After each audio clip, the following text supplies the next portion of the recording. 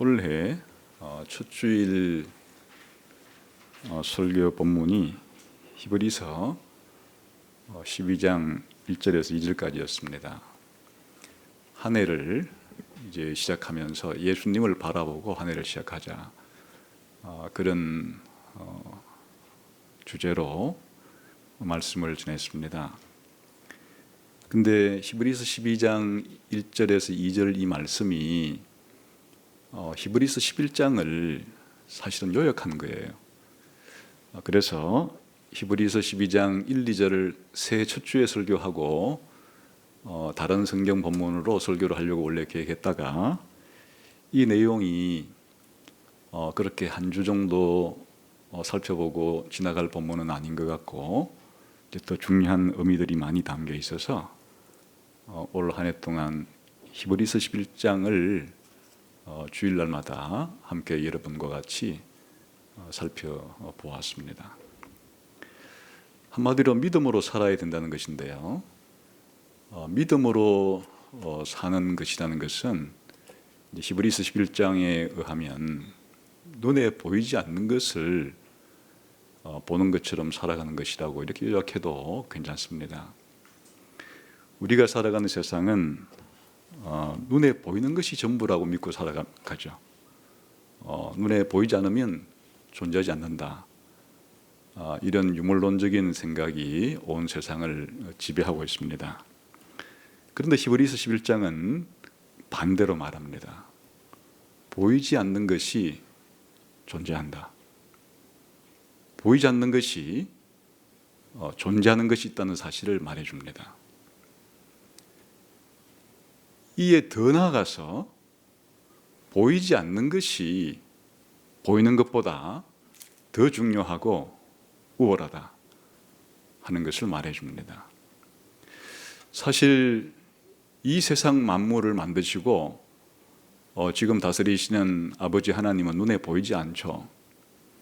우리를 구원하신 예수님 눈에 보이지 않죠. 지금 하늘에서 하나님 아버지와 예수님께서 우리의 예배를 받고 계시지만 눈에 보이지 않죠. 우리가 예배드리는 이 순간에 우리로 하여금 믿음을 주시고 기도하고 찬양하게 하시는 성령님이 우리의 눈에 보이지 않죠.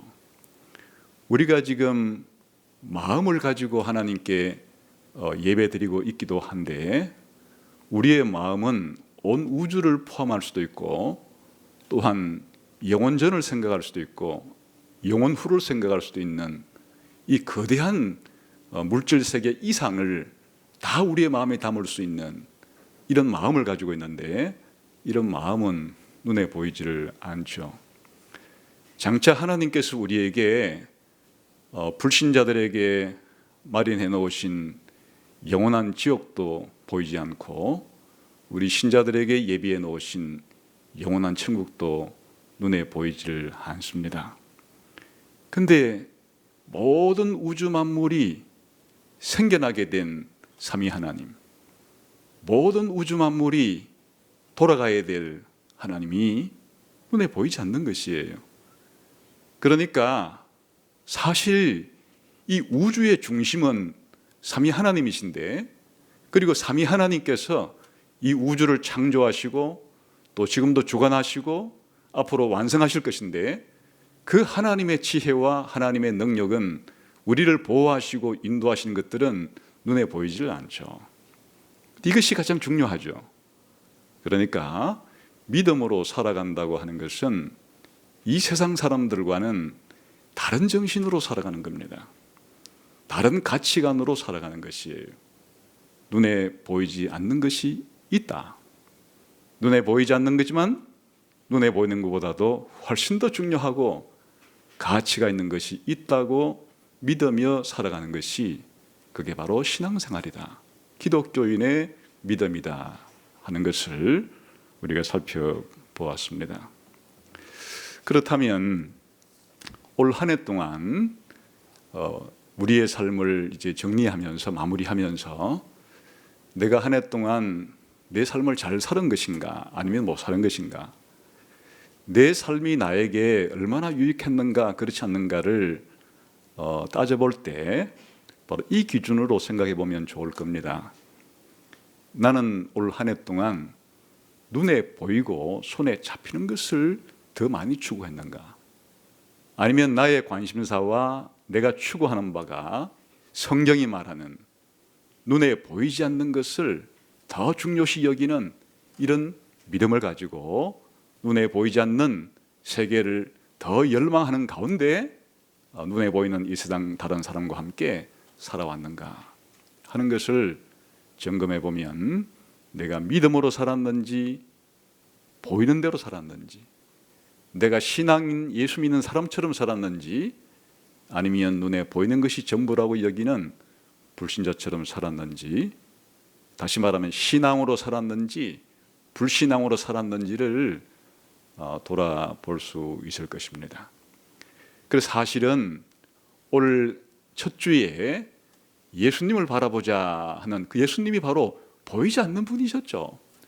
예수님을 바라보았다는 것은 보이지 않는 예수님을 보는 것처럼 살았다는 뜻이 될 것이고, 예수님이 보이지 않기 때문에 우리가 예배드리는 시간 이외에는 그냥 눈에 보이는 것만을 따르며 살아왔다면 그것은 바로 불신앙적인 삶을 살아온 것이다, 이렇게 생각해도 좋을 것입니다. 오늘은 이제 히브리서 11장을 마무리하면서 마지막에 나오는 이 온전함이라고 하는 이 문제를 가지고 이 온전함이 우리들에게 무엇을 가르쳐 줄 것인지 또 교훈하는지를 함께 살펴보면서 말씀을 적용하고자 합니다. 여기에 온전함이라 이렇게 말할 때 이게 이제 완전이란 말이에요. 이게 이 단어가 그 완전하게 한다, 완성한다, 이룬다, 성취한다, 이제 이런 뜻으로 쓰이는 단어들이 굉장히 넓은 의미로 쓰이는 것인데요. 여기 온전이라고 이제 번역하는 것보다는 완전함이라고 번역하는 것이 좀 더 정확할지 모르겠어요. 온전이라고 해도 문제는 없지만은 우리의 피부에 온전이란 말보다는 완전이라는 말이 더 잘 다가올 것입니다. 그럼 여기에 이제 누가 완전해진다는 것인가 하니까 바로 구약시대 신자들도 신약시대 신자들도 예수님이 오심으로써 이제 함께 완전해진다 하는 내용이에요. 이게 다시 말하면 우리가 아니면 그들로 온전함을 이루지 못하게 한다 하는 얘기는 구약시대 신자들도 신약시대 신자들인 우리와 함께 완전해진다, 그런 뜻입니다. 그러니까 이제 완전해진다고 할 때 이 완전해지는 대상이 누군가 하면 바로 신자들이에요.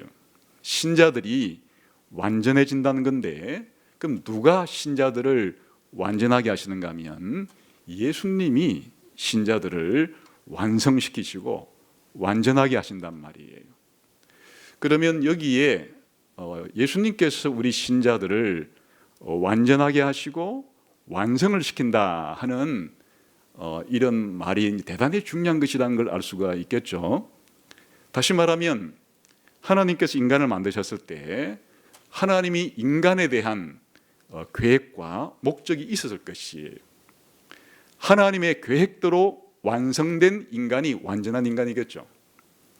하나님이 인간을 만들려고 할 때 하나님께서 정하신 목적대로 이루어진 인간이 완성된 인간이고 완전한 인간이겠죠. 그러니까 이 신자를 완전하게 한다, 신자를 완성시킨다는 것은 더 넓은 의미에서는 하나님께서 인간을 완성시킨다, 인간을 완전하게 한다, 그런 의미가 담겨 있는 것입니다. 다시 말하면 하나님께서 아담을 처음 창조했을 때 처음 창조되어진 그 아담은 하나님 보시기에 좋았던 선한 인간이긴 하였으나 완전한 인간, 완성된 인간은 아니에요. 죄의 유혹을 받았을 때 그 유혹을 물리치고 이겨내고 하나님의 말씀에 온전히 순종한 결과로 하나님께서 영생을 줄 때 그 영생을 얻은 아담이야말로 하나님께서 계획한 목표로 한 완성된 인간이고 완전한 인간이었을 것이에요. 그러나 처음 창조된 그 아담은 하나님께 순종하여서 완전한 인간이 되기 전에, 완성된 인간이 되기 전에 죄를 지음으로써 비참하게 죽음에 처하는 사단의 종이 되는 비극을 맞이하게 되었던 거죠. 그래서 예수님께서 이 땅에 오신 목적, 하나님께서 예수님을 이 땅에 다시 보내신 목적은 이 불구가 된, 원래 하나님이 창조한 수준보다도 엄청나게 떨어진 타락한 우리 인간을 다시금 원상복귀시키고, 원상복귀시키는 정도가 아니라 원래 아담에게 목표했던 완전한 인간, 완성된 인간을 만드시게 하려고 예수님을 보냈던 겁니다. 예수님이 오신 목적은 바로 우리 인간을 완성시키기 위한 것이에요. 우리 인간을 완전하게 만들기 위한 것이에요. 그래서 여기에 신자를 완성시킨다. 구약시대 신자이건 신약시대 신자이건 이 신구약 시대의 모든 신자들이 함께 완전하게 되는 일은 누굴 통해 완전하게 되는가? 예수님을 통해 완전하게 된다고 하는 내용을 담고 있는 것입니다. 그래서 이 완전이라고 하는 영어로는 perfect라고 번역을 해요. 이 완전이라고 하는 이 단어가 사실 이제 이 결론 부분에서 아주 핵심 단어인 동시에 알고 보면 히브리서 전체의 가장 중요한 단어에 해당이 되는, 히브리서 전체를 이해하는 데 있어서 아주 중요한 핵심 단어이기도 합니다. 그래서 오늘 히브리서 전체에 담겨 있는 이 완전이란 의미를 함께 살펴보면서 이 히브리서 11장 4절에 담긴 의미를 함께 결론적으로 고찰해 보려고 합니다. 우선 한번 히브리서 전체에서 이 완전이라는 말이 얼마나 많이 나오고 또 중요한 대목에 나오는지를 한번 살펴본 다음에 설명을 해드리도록 하겠습니다. 한번 2장 10절에 한번 보겠습니다.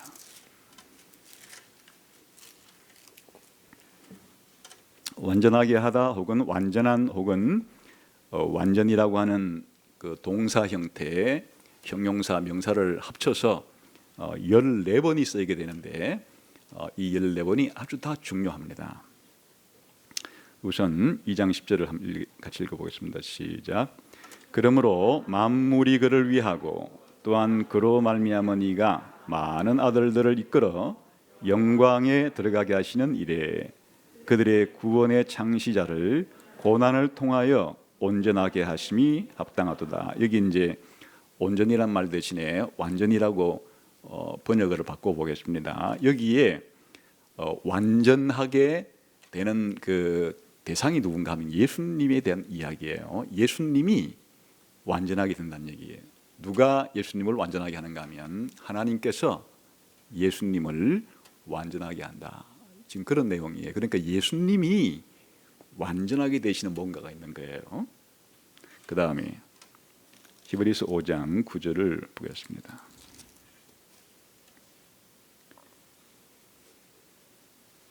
시작. 온전하게 되셨은즉 자기에게 순종하는 모든 자에게 영원한 구원의 권한이 되시고, 이것도 이제 누가 온전하게 되는 겁니까? 예수님이 완전하게 되는 거예요. 예수님이 완전하게 되어서 우리를 구원할 구원의 창시자가 된다. 하여튼 예수님도 지금 완전하게 된다고 하는 이 대상이에요. 예수님이 완전하게 된다. 그 다음에 5장 14절을 가보겠습니다. 시작.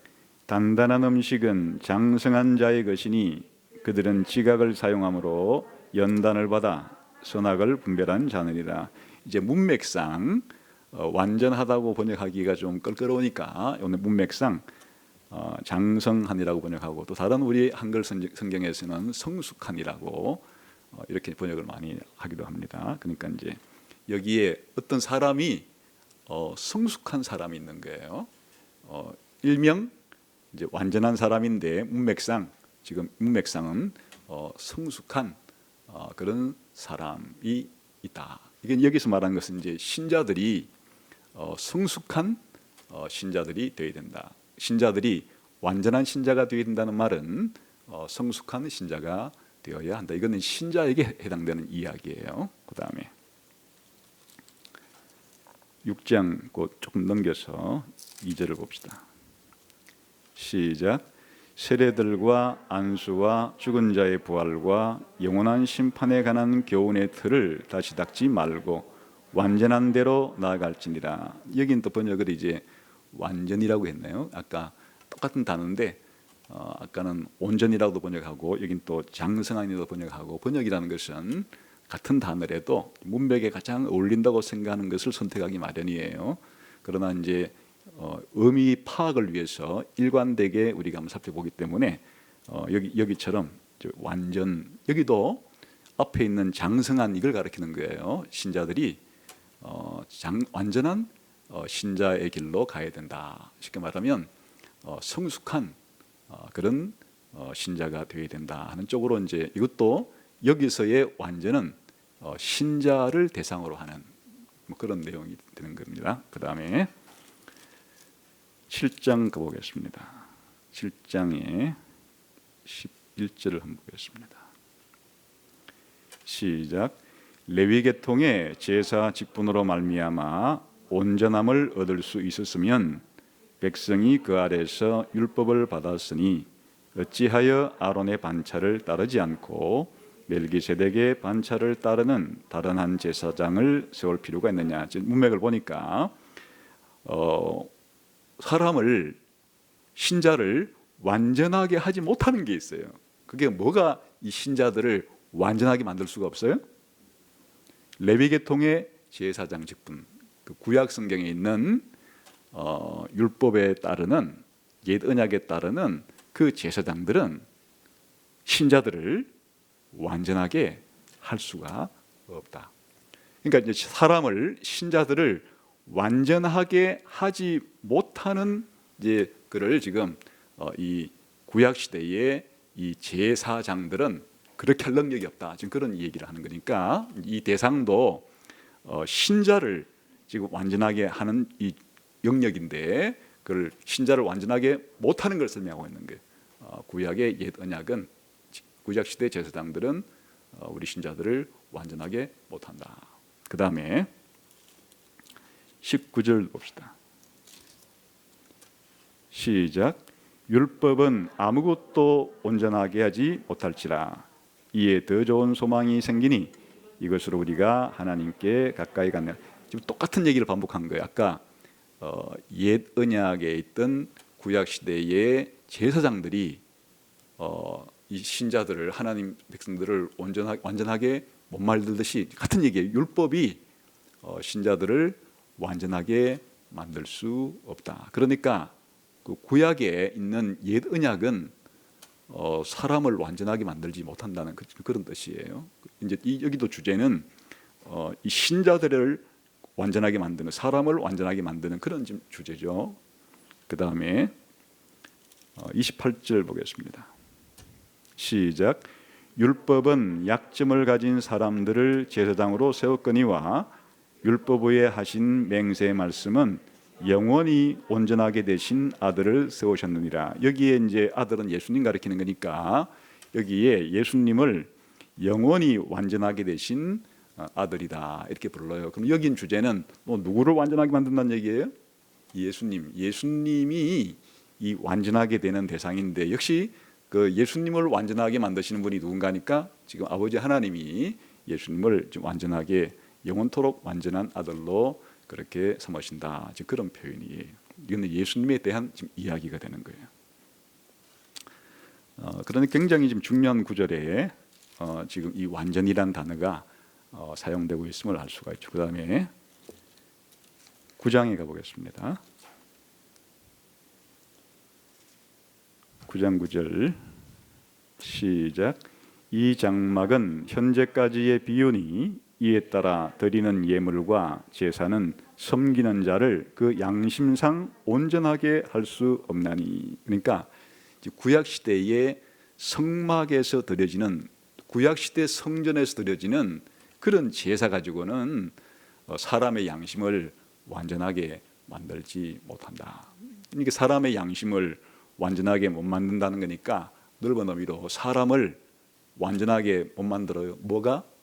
구약 시대의 성막과 성전에서 드린 그 제사 가지고는 사람들의 양심, 사람을 완전하게 만들지를 못한다. 그런 얘기죠. 그 다음에 11절, 그 다음 조금 더 뒤로 가보면 시작. 그리스도께서는 장래 좋은 일의 대제사장으로 오사 손으로 짓지 아니한 것 곧 이 창조에 속하지 아니한 더 크고 온전한 장막으로 말미암아. 여기 더 크고 더 완전한 장막. 예수님이 지금 들어가신 그 장막을 이렇게 부르는 거예요. 옛날에 구약 시대 제사장이 땅에 있는 그 장막에 들어갔을 때 그 장막에서 드리는 제사는 사람들의 양심을 완전하게 못 만든다 그랬죠. 근데 예수님께서는 사람이 만들지 않는 더 크고 더 완전한 장막에 들어가서 예수님이 제사를 드림으로 이제 사람을 완전하게 한다. 그런 이제 대조가 있는 쓰기 위해서 그렇게 나온 거예요. 그 다음에 히브리서 10장 1절 가보겠습니다.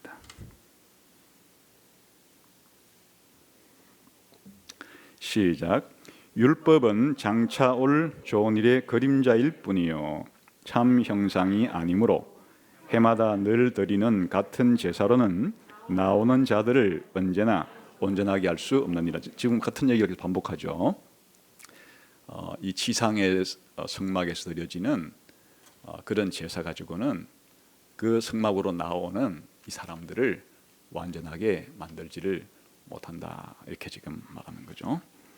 그 다음에 10장 14절 조금 뒤로 넘어가서 시작. 그가 거룩하게 된 자들을 한 번의 제사로 영원히 온전하게 하셨느니라. 지금 예수님을 가리키는 겁니다. 예수님께서는 제사를 드리심으로써 단번에 드린 제사를 가지고 사람들을 완전하게 만드셨다. 지금까지 계속 누가 사람들을 완전하게 만들지를 못했어요?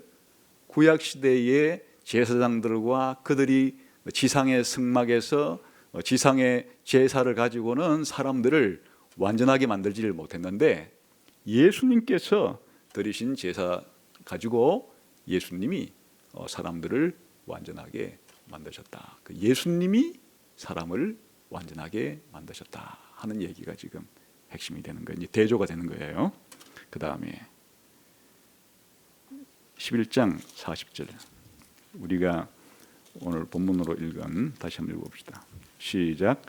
이는 하나님이 우리를 위하여 더 좋은 것을 예비하셨은즉 우리가 아니면 그들로 온전함을 이루지 못하게 하리 함이라. 이게 이제 신자의 구약 시대 신자의 완전함과 신약 시대의 신자의 완전함이 함께 붙어 있다.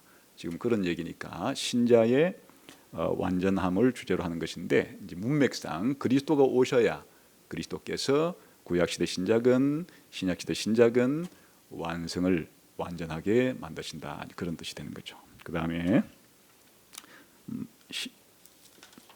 12장 2절을 가보겠습니다. 시작. 믿음의 주요 또 온전하게 하시는 이인 예수를 바라보자.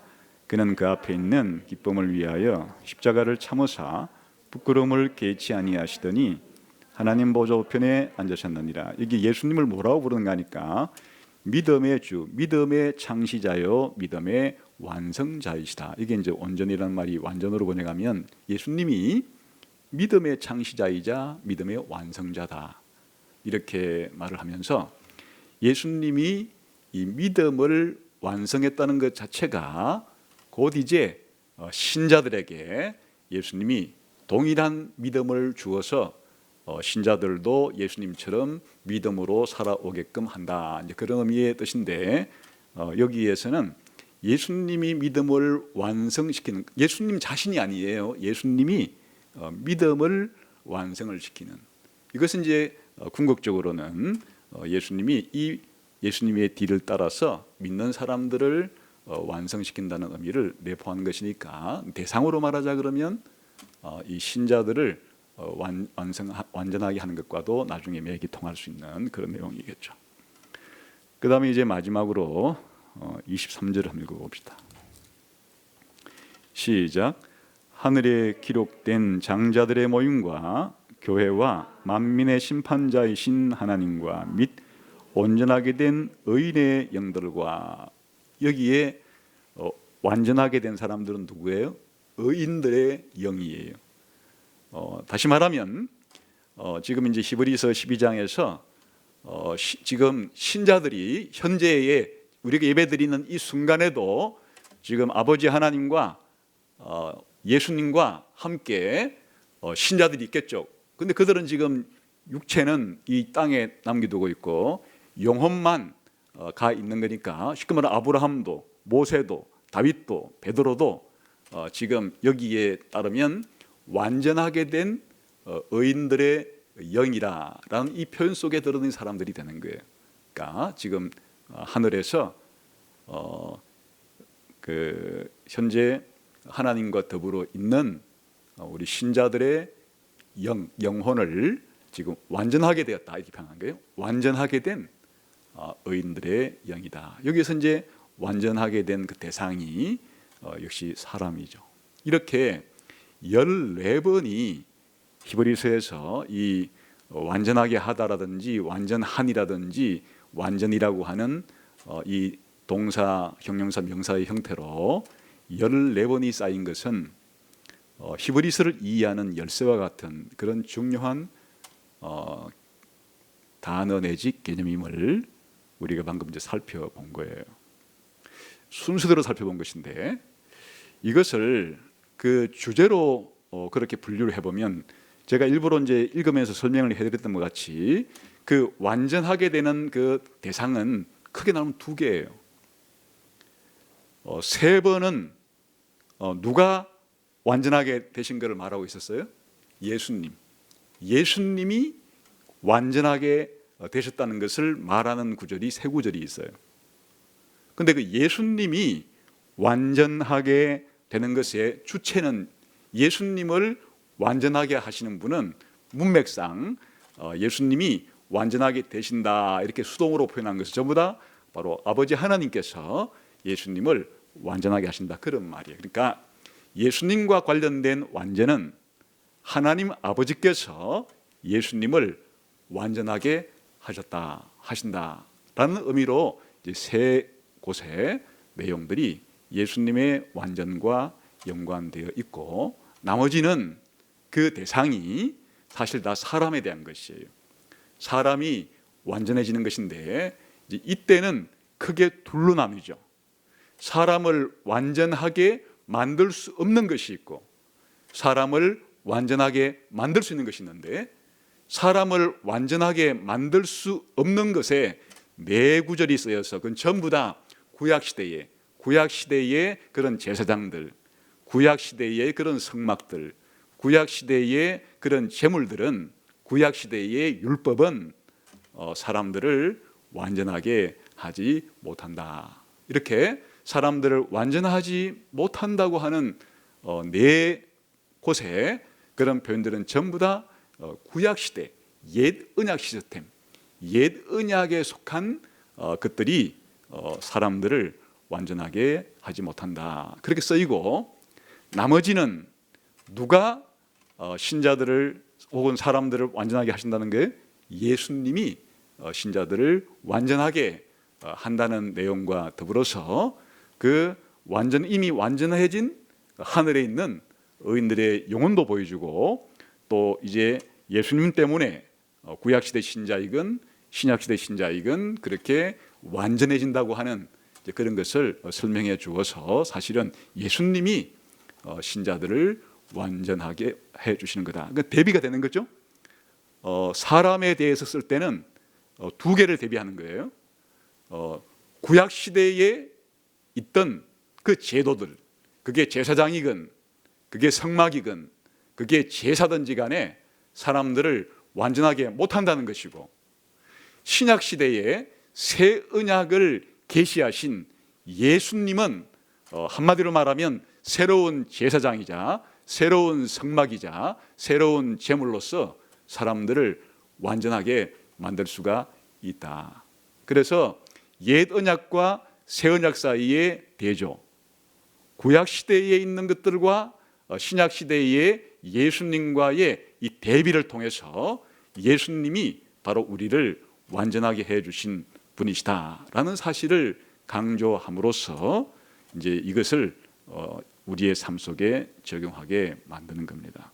이렇게 전체적인 내용이 짜여져 있어요. 자, 그러면 구절 한 구절을 상세하게 설명하는 것보다는 이제 이 큰 이 주제별로 예수님이 완전하게 되신다는 말은 뭔가 하는 것과, 두 번째는 사람을 완전하게 만드는데 왜 옛 언약들은 완전하게 만들지를 못하는가, 완전하게 만들지 못한다는 말이 무엇인가를 살펴보고, 그리고 예수님이 우리들을 완전하게 만든다 그랬을 때는 무슨 의미를 담고 있는 것인가 살펴본 다음에, 그러면 이것이 오늘 우리의 삶에 어떤 교훈을 주고 있는가 하는 것들을 살펴보려고 해요. 자, 그러면 예수님이 완전하게 되신다 하는 이것은 우선 예수님이 완전하게 되는 그 근거가 있어요. 예수님이 어떤 의미에서 이제 완전하게 되시는가. 여기 예수님이 완전하게 된다는 말의 의미는 신성을 가지신 예수님을 말하는 게 아니죠. 예수님이 이제 인성을 가지고 인간이 되셨을 때, 우리와 똑같은 인간이 되셨을 때 그 예수님이 어떻게 완성되는가 혹은 완전하게 되는가 하는데, 그것은 한번 순종을 통해서 예수님이 완전하게 되신다 하는 부분을 한 부분만 보면 좋겠네요. 우리 한번 2장 10절을 읽어봅시다.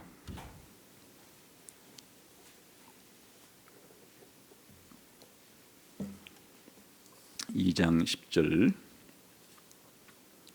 시작.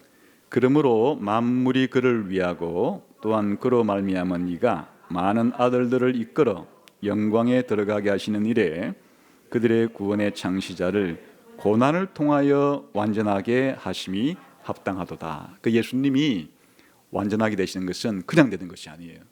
예수님이 고난을 통과했을 때, 예수님이 고난을 다 하나님이 원하시는 대로 이루었을 때, 근데 고난을 통과했다 하는 이야기는 더 정확하게 말하면 그 고난 속에서 완전히 순종했다 그런 말이에요. 그래서 이제 5장 8, 9절에 가면 이렇게 되어 있습니다. 그가 아들이면서도 받으신 고난으로 순종함을 배워서 완전하게 되셨은즉.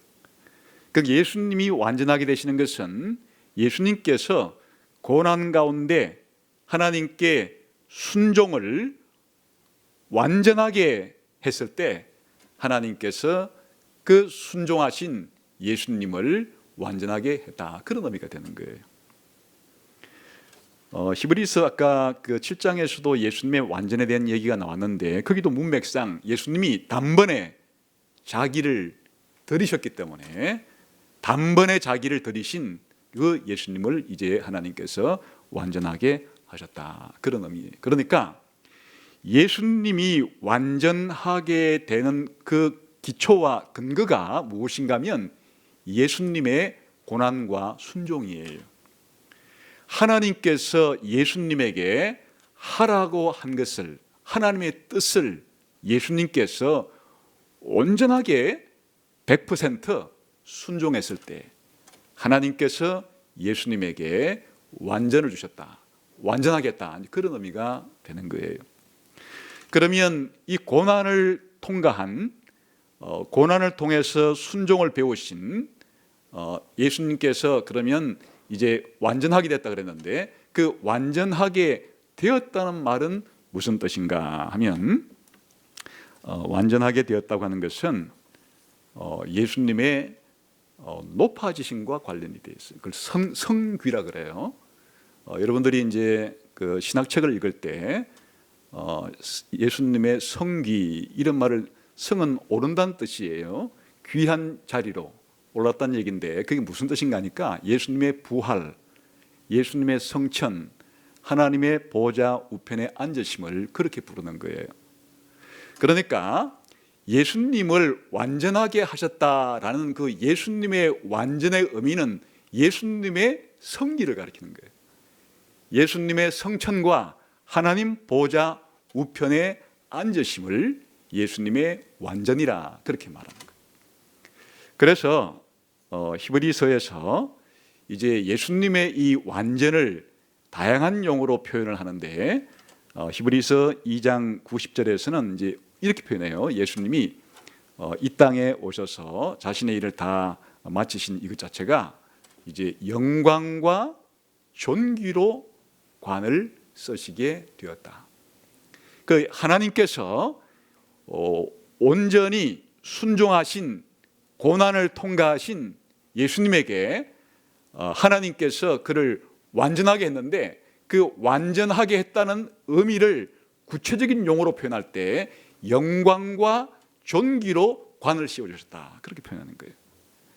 이것은 원래 아담이 하나님께 순종을 했더라면 하나님께서 아담이 순종한 상급으로 아담에게 주셔서 아담을 완성시키려고 했던 것이 무엇인가 하면 영광과 존귀로 아담에게 관을 씌우신다는 이 표현이 이제 예수님에게 이루어졌다는 그런 뜻이에요. 그래서 예수님을 완전하게 한다 하는 말이 성귀라 그랬는데 이 히브리서에서 성귀의 다른 표현으로 예수님께 영광과 존귀로 예수님께 관을 씌워 주었다 이런 표현을 쓰기도 하고 이제 직접적으로는 하늘에 오르셨다 성천하셨다 하는 말로도 사용을 해요. 그냥 들어보세요. 히브리서 7장 26절에 보면 이러한 대제사장은 우리에게 합당하니 거룩하고 악이 없고 더러움이 없고 죄인에게서 떠나 계시고 하늘보다 높이 되신지라 하늘로 성천했다는 얘기예요. 그리고 또 히브리서 4장 14절에 보게 되면 그러므로 우리에게 큰 대제사장이 계시니 성천하신 이 우리말로 풀면 하늘에 올라가신 이라고 예수님을 표현하는 거예요. 그러니까 예수님이 하늘에 올라간 것 자체가 예수님을 완전하게 했다는 그런 표현이 되는 거예요. 그런데 하늘로 올라간다, 성천한다고 하는 표현과 동의어로 써 있는 것이 지성소로 들어간다는 얘기예요. 하나님이 계신 성소로 들어간다 그런 표현을 쓰는 것인데 히브리서 6장 20절에서는 그리로 앞서 가신 이런 표현도 쓰고 9장 24절에서는 그리스도께서는 참 것의 그림자인 손으로 만든 성소에 들어가지 아니하시고 바로 그 하늘에 들어가사 이제 우리를 위하여 하나님 앞에 나타나셨다. 하늘에 올라가신다는 이야기가 바로 그 하늘에 하나님이 계신 곳이라는 것을 성전으로 표현해서 하나님이 계신 지성소로 들어간다 이런 표현으로 바꾸어 쓰기도 하는 것이에요. 그런데 더 많이 사용하는 표현은 하늘에 올라가면 하나님의 지성소에 가면 거기에 하나님의 보좌가 있기 때문에 바로 예수님께 하나님께서 예수님을 완전하게 한다는 것은 예수님을 하늘로 올리시고 예수님을 지성소로 들어오게 하는 것 정도가 아니라 하나님 보좌 우편에 앉히신 일을 가리키게 되는 거예요. 그래서 히브리서에서는 이 예수님을 완전하게 하시는 것에 가장 많이 사용하는 표현은 하나님 보좌 우편에 앉으신다 하는 표현을 제일 많이 사용해요. 히브리서 1장 3절에 보게 되면 높은 곳에 계신 지극히 크신 이의 우편에 앉으셨느니라. 예수님이 지상에서 사람들의 죄를 제거하는 일을 하신 이후에 지극히 높으신 하나님의 보좌 우편에 앉으셨다. 그게 바로 예수님을 완전하게 했다는 다른 표현이에요. 히브리서 8장 1절에 보게 되면 지금 우리가 하는 말의 요점은 이러한 대제사장이 우리에게 있다는 것이라. 그는 하늘에서 지극히 크신 이의 보좌 우편에 앉으셨으니. 히브리서 10장 12절엔 오직 그리스도는 죄를 위하여 한 영원한 제사를 드리시고 하나님 우편에 앉으사. 우리가 보았던 히브리서 12장 2절은 또한 예수님께서 그 앞에 있는 기쁨을 위하여 십자가를 참으사 부끄러움을 개의치 아니하시더니 하나님 보좌 우편에 앉으셨느니라. 그러니까 이제 예수님을 완전하게 했다, 예수님이 완전하게 되었다 하는 말의 의미는 예수님이 하늘로 승천했다, 예수님이 하나님에 계신 지성소로 들어갔다, 예수님이 하나님의 보좌 우편에 앉으셨다 하는 말이 예수님이 완전하게 되셨다 하는 말의 의미예요. 그러면 하나님 보좌 우편에서 뭘 하시는가? 바로 거기서 하늘 지성소에서 하나님 보좌 우편에서 대제사장 사역을 행하시는 거예요.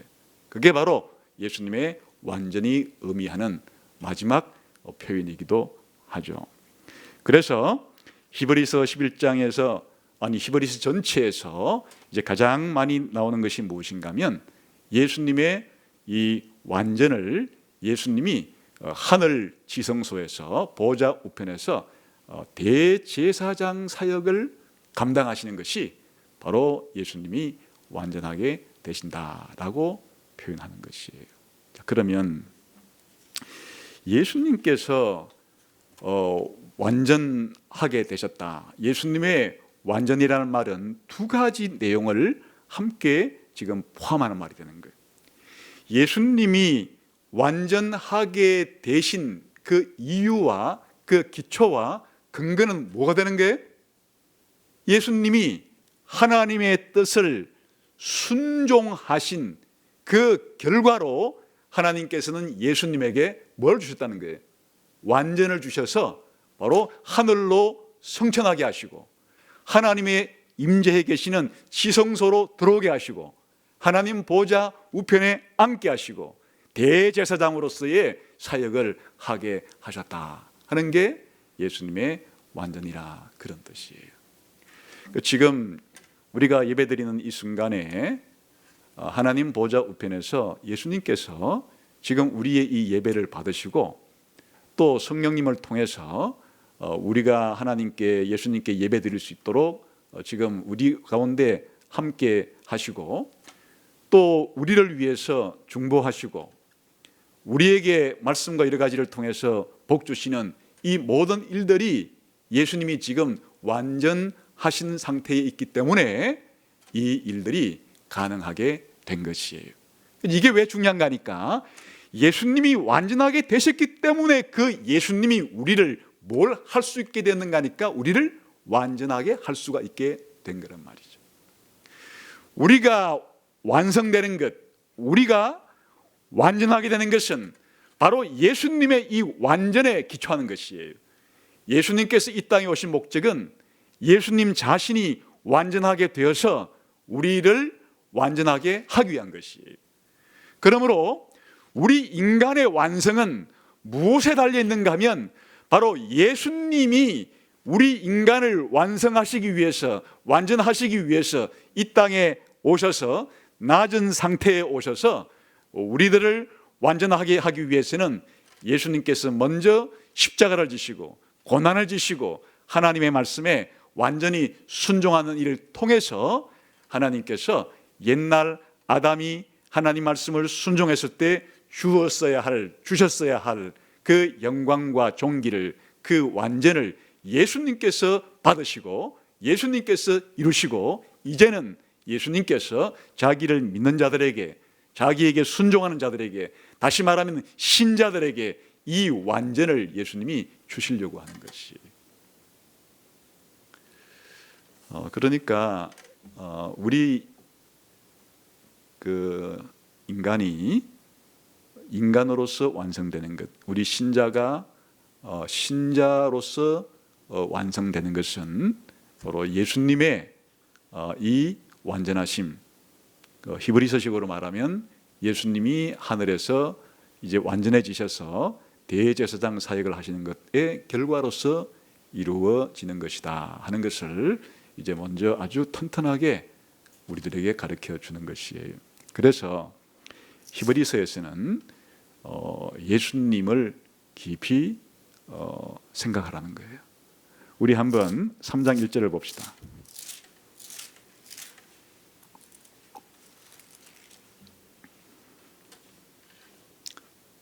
시작. 그러므로 함께 하늘의 부르심을 받은 거룩한 형제들아, 우리가 믿는 도리의 사도이시며 대제사장이신 예수를 깊이 생각하라. 우리가 신앙생활을 제대로 하려고 하면 우리 인간이 누구며, 우리 인간이 어떻게 구원을 받으며, 우리 신자들이 어떻게 만들어지게 되며, 우리 신자들이 어떻게 완성되는가를 이해하려고 그러면 우리의 대제사장 되시는 예수를 깊이 생각하지 아니하면 그걸 알 수가 없는 것이에요. 그래서 히브리서는 사실은 이 예수님의 대제사장 되심에 대해서 설명하는 책이에요. 왜냐? 예수님의 대제사장 되심이 무엇을 의미하는지를 알아야만 우리가 어떻게 완성되는지, 우리가 완성된다는 말이 뭔지, 신자로서 완전하게 된다는 말이 뭔지, 완전하게 산다는 말이 뭔지를 알 수가 있기 때문에 우리의 모든 신앙의 가장 중요한 기초가 우리의 대제사장 되시는 예수님을 깊이 생각하라. 예수님이 어떻게 하늘 대제사장이 되셨고 어떻게 대제사장이 되셔서 우리에게 복을 베푸시는지, 우리를 완전하게 하시는지를 알기 위해서 대제사장 되시는 예수님을 깊이 생각하라. 그래서 이제 거의 히브리서 5장부터 10장까지 전부가 다 예수님의 대제사장 되심에 대해서 설명하는 내용이라고 해도 과언이 아니에요. 우리 한번 히브리서 4장 14절 봅시다. 14절부터 16절 시작. 그러므로 우리에게 큰 대제사장이 계시니 성천하시니 곧 하나님의 아들 예수시라. 우리가 믿는 도리를 굳게 잡을지어다. 우리에게 있는 대제사장은 우리의 연약함을 동정하지 못하실 리가 아니요 우리 일에 우리와 똑같이 시험을 받으시니로되 죄는 없으시니라. 그러므로 우리는 긍휼하심을 받고 때를 따라 돕는 은혜를 얻기 위하여 은혜의 보좌 앞에 담대히 나아갈지니라. 지금 우리 신자들이 예수님을 믿고 난 이후에 매일매일 기도하는 것을 다른 말로 표현하면 하나님의 은혜의 보좌에 나아가는 일이에요. 지금 우리가 찬송을 부르고 이 예배를 드리는 것 자체가 히브리서의 표현에 의하면 은혜의 보좌 앞에 우리가 지금 담대히 나아가고 있는 중이에요. 그런데 우리가 은혜의 보좌 앞에 담대히 나아갈 수 있는 그 기초가 바로 예수님이 우리의 대제사장이 되어서 자신의 모든 일을 다 마치시고 하나님 보좌 우편에 대제사장으로 계시기 때문에 우리가 예수님을 힘입어 담대히 예수님 붙잡고 은혜의 보좌 앞에 하나님 앞으로 나아갈 수가 있다, 그런 말이죠. 그래서 이거를 상세히 설명하기 위해서 5장에서는 예수님이 대제사장이 맞다 하는 것을 보여주기 위해서 예수님은 저 레위 계통의 레위 질서를 따르는 대제사장이 아니라 창세기에 나오는 멜기세덱의 질서를 따르는 그런 대제사장이다 설명을 하고, 또 7장에서는 레위 질서를 따르는 구약시대의 대제사장보다 멜기세덱의 질서를 따르는 대제사장이 예수님의 사역이 얼마나 더 뛰어난가를 또 7장에 설명하고, 8장부터 10장까지는 그 멜기세덱을 따르는 대제사장이 예수님이 드리는 제사가 얼마나 엄청난 효과를 가져오는가 하는 것을 설명하는 것이기 때문에 히브리서 전체는 이 대제사장 되시는 예수님의 사역이 구약시대 대제사장은 할 수 없었던 그와 같은 놀라운 구원을 우리에게 베풀어 주는 것이다, 이런 이야기예요.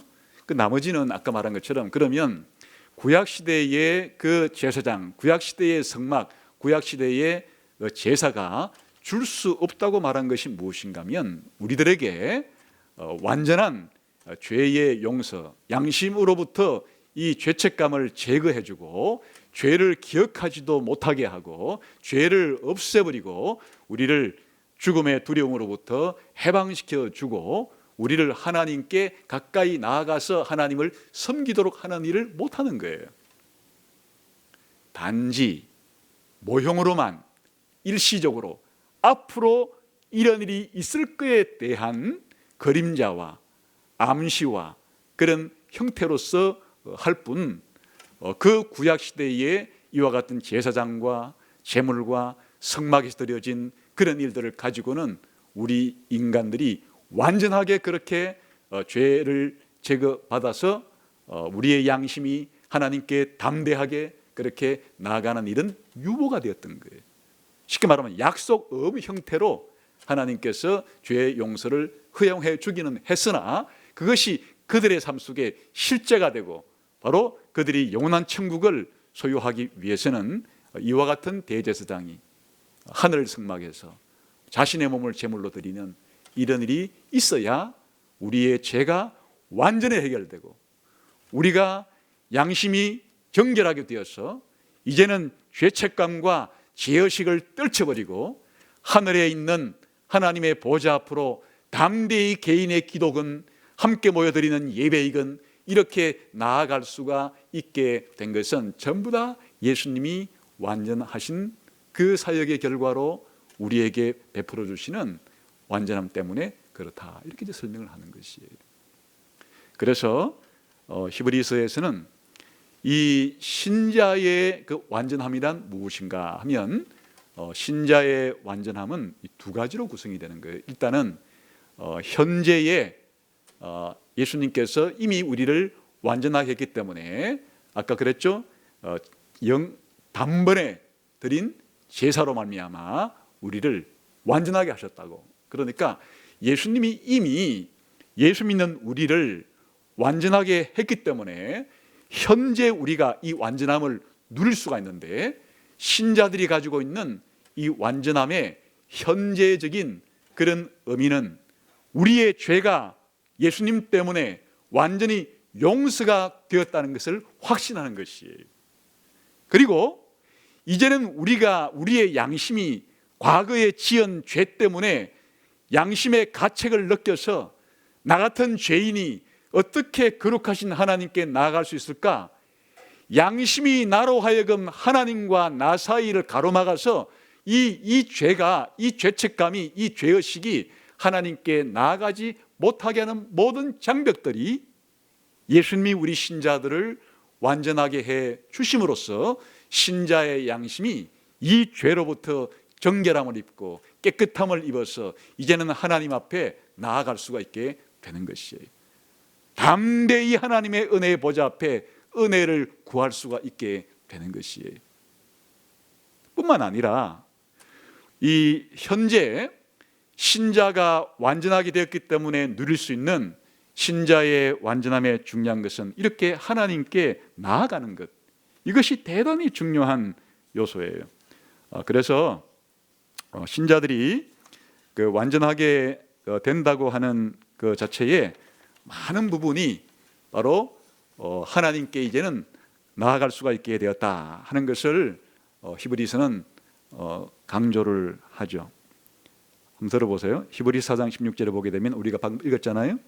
그러므로 우리는 긍휼하심을 받고 때를 따라 돕는 은혜를 얻기 위해서 은혜의 보좌 앞에 담대히 나아갈 것이니라. 하나님께 나아갈 수가 있는 것이에요. 신자들은 담대히 나아갈 수가 있는 것이에요. 자신이 그동안 지었던 죄가 무엇이든지 간에 예수님의 제사로 인해서 자신의 죄가 다 처리가 됐기 때문에 신자들은 양심의 끄리낌이 없이 양심의 깨끗함과 정결함을 가지고 날마다 하나님께 은혜를 달라고, 하나님께 은혜를 베풀어 달라고 기도하고 하나님께 나아갈 수가 있게 되었다. 이게 신자의 완전함이 가져온 현재전 우리가 누릴 수 있는 그런 은혜들이다, 그런 말이죠. 이거를 다른 말로 말하면 히브리서 6장 19절에서는 우리가 이 소망을 가지고 있는 것은 영혼에 닦아서 튼튼하고 견고하여 휘장 안에 들어가나니.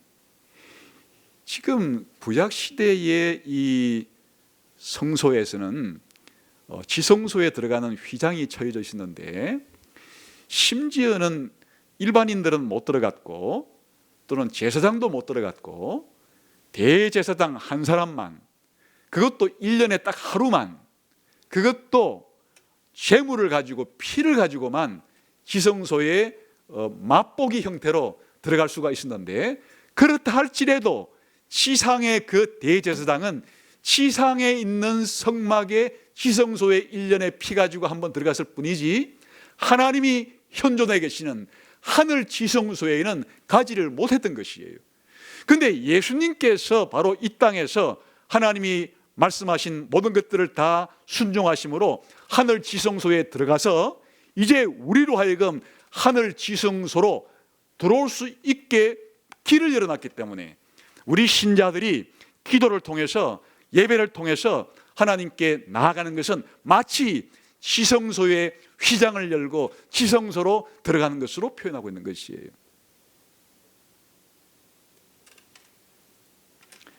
히브리서 7장 19절에서는 이렇게 표현하죠. 율법은 아무것도 온전하게 하게 못할지라 이에 더 좋은 소망이 생기니 이것으로 우리가 하나님께 가까이 가느니라. 아까 율법으로는 하나님께 가까이 갈 수가 없었는데 이제 예수님 때문에 그냥 하나님께 나아가는 것이 아니라 하나님께 친밀하게 가까이 나아갈 수가 있게 되었다. 이렇게 표현을 쓰기도 하는 것이에요. 히브리서 10장 19절에서는 이것을 이렇게 종합해서 말해요. 그러므로 형제들아 우리가 예수의 피를 힘입어 성소에 들어갈 담력을 얻었나니, 지금 우리가 기도를 통해서 예배를 통해서 하나님께 나아가는 것은 바로 지성소로 나아가고 있는 것이에요.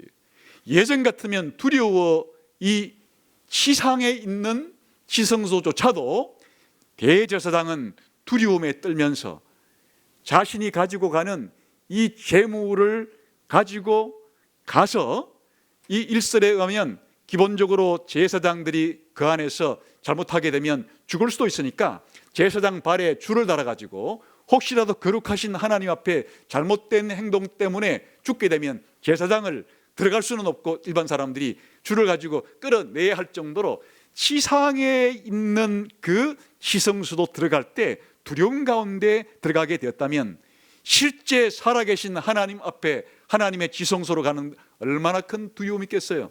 그런데 우리 신자들에게는 하나님께서 우리가 예수의 피를 힘입어 오늘 이 순간에도 예수님의 피를 힘입어서 예수님의 대제사장 되심에 힘입어서 우리가 하나님께 마음껏 찬송하고 마음껏 기도하고 하나님의 은혜를 구할 수 있게 된 것은 바로 예수님께서 새롭고 산 길을 우리에게 열어놓았기 때문이다. 그런 말이죠. 그래서 또 하나님의 집 다스리는 큰 제사장이 계심에 우리 마음의 뿌림을 받아 악한 양심으로부터 벗어나고 몸은 맑은 물로 씻음을 받았으니 참 마음과 온전한 믿음으로 하나님께 나아가자. 그러니까 하나님께 나아간다는 표현이 바로 지성소에 나가는 것과 같고 또 하나님의 보좌 앞으로 나가는 것과 같은 것이, 아까 예수님께서 완전하게 된다고 했을 때 세 가지를 설명했죠. 예수님이 완전하게 된다는 의미가 하늘로 올라가는 일과 또 지성소로 들어가는 일과 하나님의 보좌 우편에 앉는 것을 의미했듯이 이제 예수님이 우리를 완전하겠다는 말은 지금 현재 우리가 그렇게 할 수 있다는 뜻이에요. 단 예수님이 하나님 보좌 우편에 가신 것은 지금 하나님을 얼굴과 얼굴을 대면하여 보듯이 직접적이고 완전한 교제를 누리고 계시지만 지금 신자들을 완전하게 한 이것은 현재 이 땅에서 일어난 이 완전은 우리의 눈으로 하나님을 직접 뵐 수 있는 것이 아니고 하나님의 말씀을 통해서 말씀을 통해 간접적으로 기도를 통해서 예배를 통해서 성령님을 통해서 그렇게 나아가는 것이기는 하지만은 본질은 동일한 것이에요. 우리가 하나님께 갈 수가 있게 된 거예요. 구약 시대를 보세요. 하나님께서 지성소에 하늘에 계신 지성소를 본따서 만든 땅에 있는 지성소에 들어가는 것도 첩첩이 막혀 있었어요. 기본적으로 성전에 들어가려고 하면 일단 성막의 문, 성전 문을 열고 들어가야 되는 거예요. 그래 열고 들어가면 마당이 나오는 거예요. 근데 마당을 통해 또 성소의 문을 열고 성소의 휘장을 열고 들어가면 또 성소밖에 못 들어가는 것이, 그 성소에서 대제사장 1년에 한 번 또 지성소의 휘장을 열어야 이 땅에 있는 지성소에도 들어갈 수 있게 된 것은 하나님이 거룩하시기 때문에 죄인된 인간이 하나님께 나아가는 길이 막혀 있다는 뜻이에요. 그런데 예수 믿는 사람에게 예수님께서 완전하게 해주신 가장 중요한 특권이 무엇인가 하니까, 이 살아계신 은혜로운 하나님께 우리가 마음 놓고 가까이 친근하게 하나님께 나아갈 수가 있는 존재가 되었다. 눈에 보이지는 않지만 만물의 원천이 되시고 만물의 중심이 되시고 만물의 목적이 되시는 이 하나님께 우리의 마음을 다하여 전심을 다하여 내 존재를 다하여 하나님께 가까이 나아가서 마음 놓고 찬송하고 기도하고 교제할 수 있는 이 엄청난 은혜를 우리에게 주신 것이 예수님이 신자를 완전하게 하신 현재 우리가 누릴 수 있는 복이다, 그런 말이에요.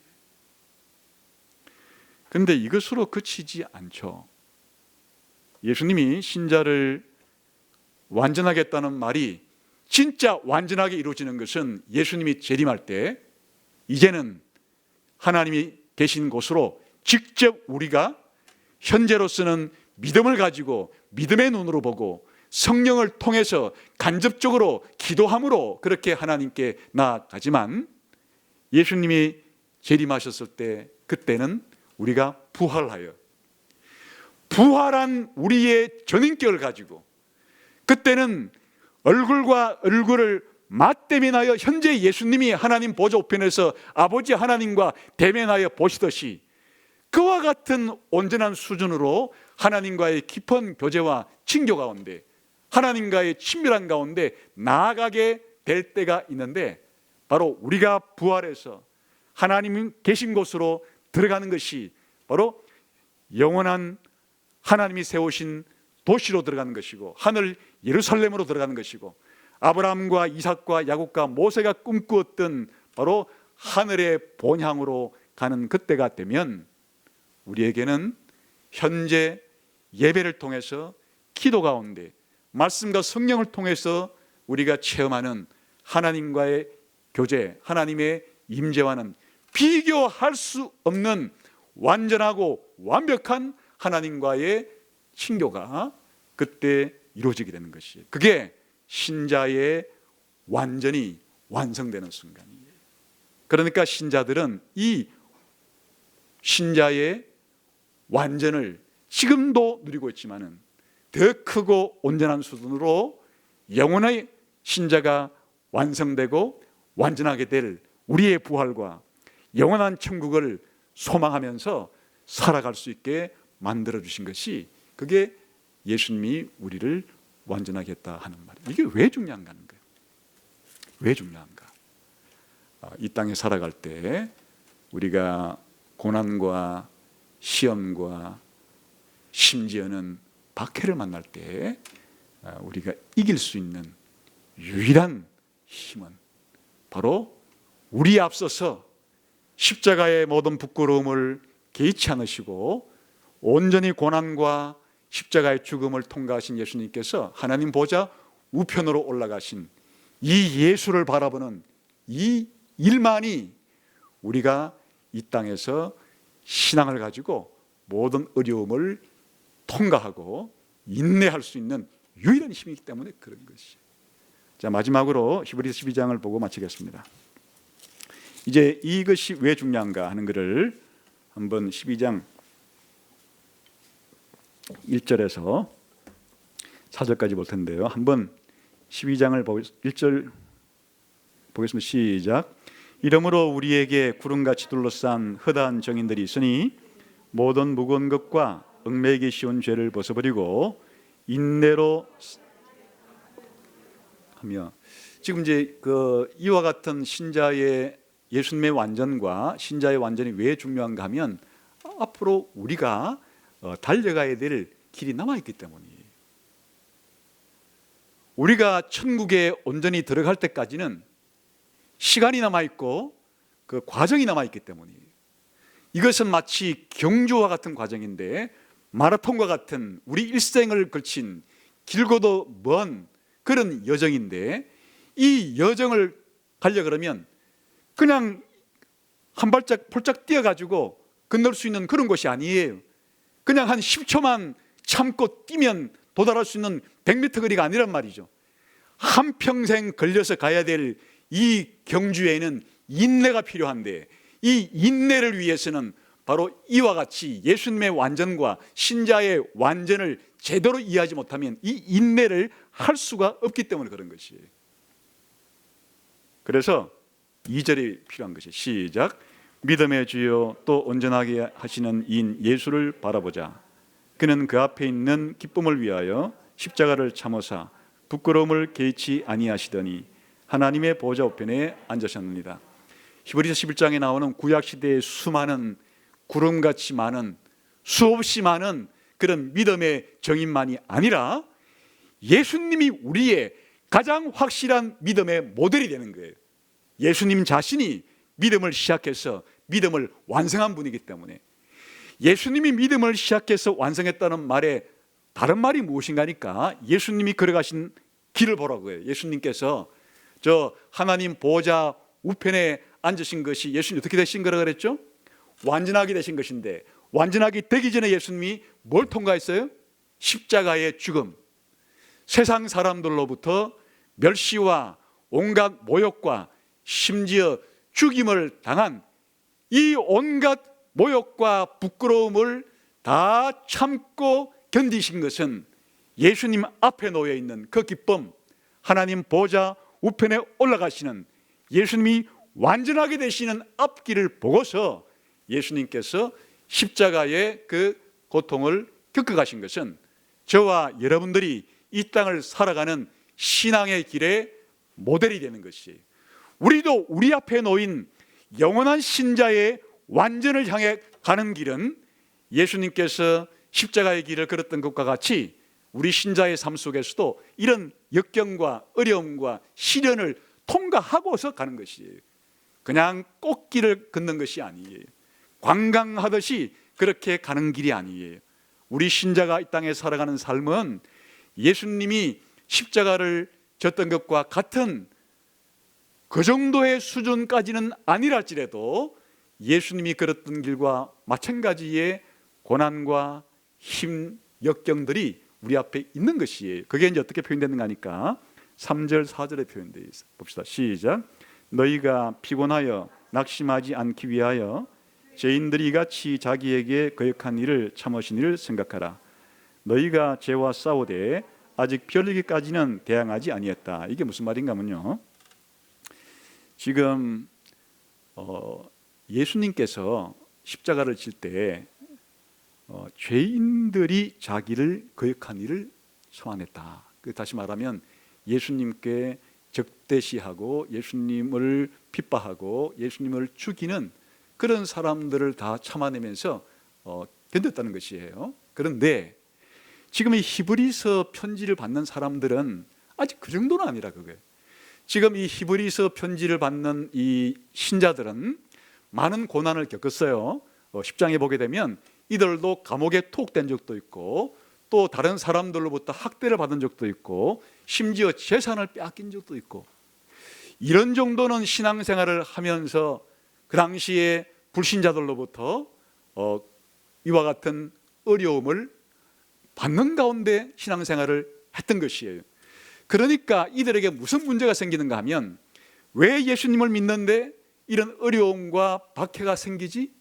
왜 예수님 믿는데 나에게 꽃길 같은 좋은 것만 열리질 않고 이와 같은 맹대와 멸시와 역경과 시련이 내 앞에 다가 있는 거지?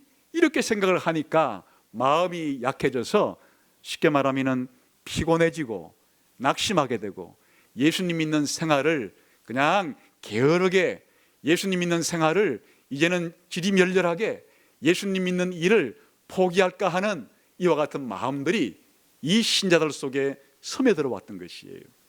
그런데 히브리서를 쓰는 이 기자가 뭐라고 말하는가 하면, 너희들이 세상으로부터 받는 박해는 아직까지는 피 흘리기까지 싸운 정도는 아니다. 이게 무슨 말인가 하면, 예수님이 당했듯이 그렇게 순교를 당하는, 죽임을 당하는 그런 것까지는 아직은 너희가 당하지를 않았지 않았느냐.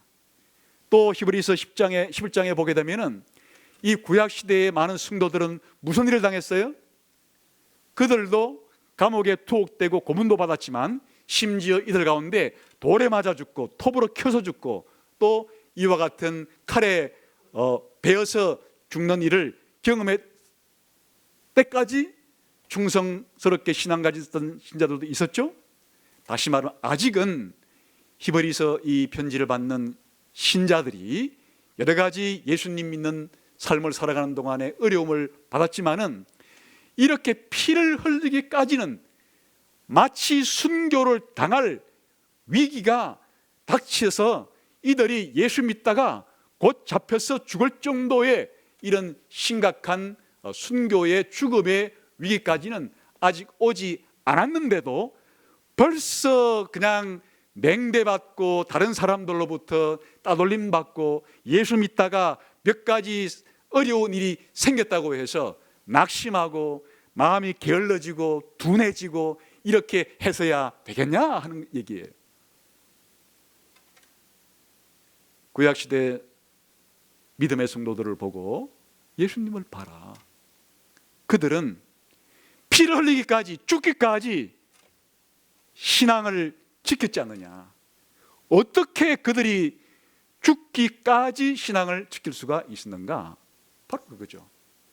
그들이 완전하게 된 이것 자체가 약속음을 받은 상태로 정도로서 또 먼 다가올 미래의 부활과 영원한 하나님이 만드실 성을 바라고 그렇게 이기셨고, 그런데 예수님은 그 정도가 아니라 직접 예수님이 이제 이 땅에 오셔서 완전하게 되셔서 하늘로 가는 길을 활짝 열어 놓으시고 하나님 보좌 우편에 앉아 계셔서 우리들로 하여금 지금도 들어올 수 있게 만드시고 나중에 주님이 다시 오실 때 완전하게 들어올 수 있도록 해 주셨기 때문에, 그래서 예수를 바라보고 예수를 깊이 생각해야 이런 어려움과 역경에서 끝까지 신앙생활을 완주할 수가 있는 것이다. 이렇게 격려하기 위한 것이에요.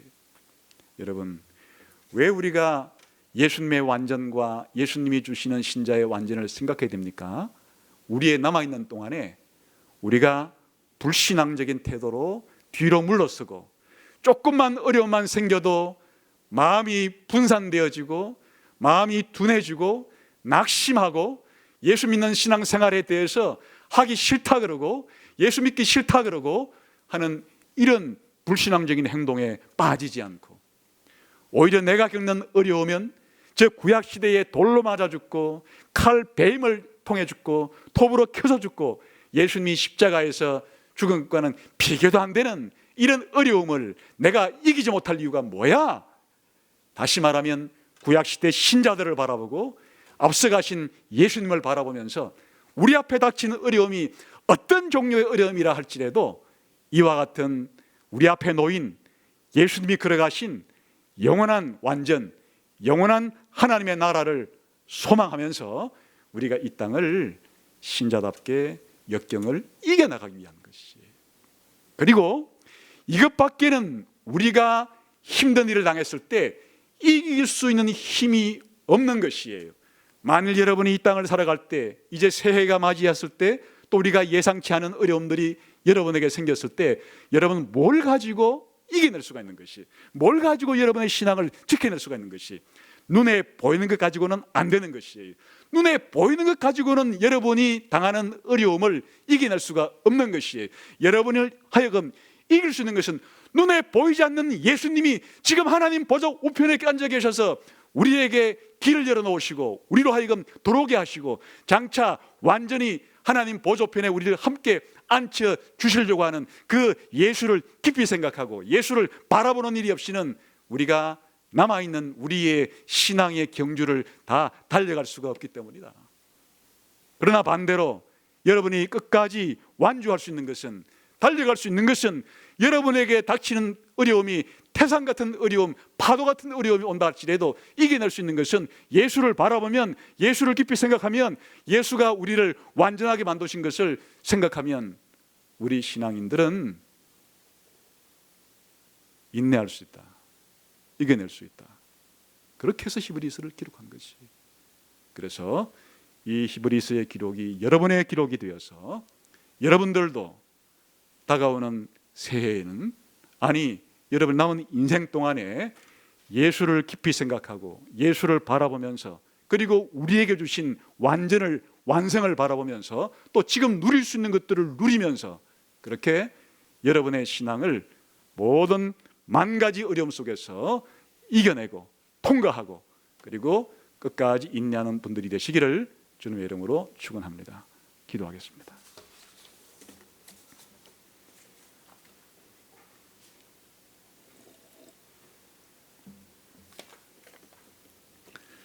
하나님 아버지,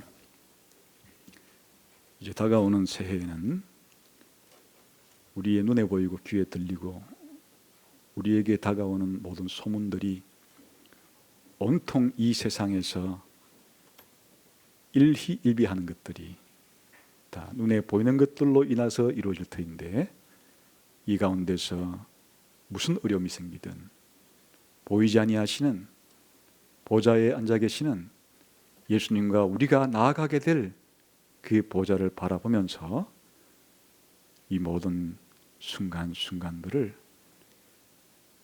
인내하고 견뎌내고 승리해 갈 수 있는 예수가 주께 속한 모든 성도들이 다 되게 해 주옵소서. 예수님 이름으로 기도하옵나이다. 아멘.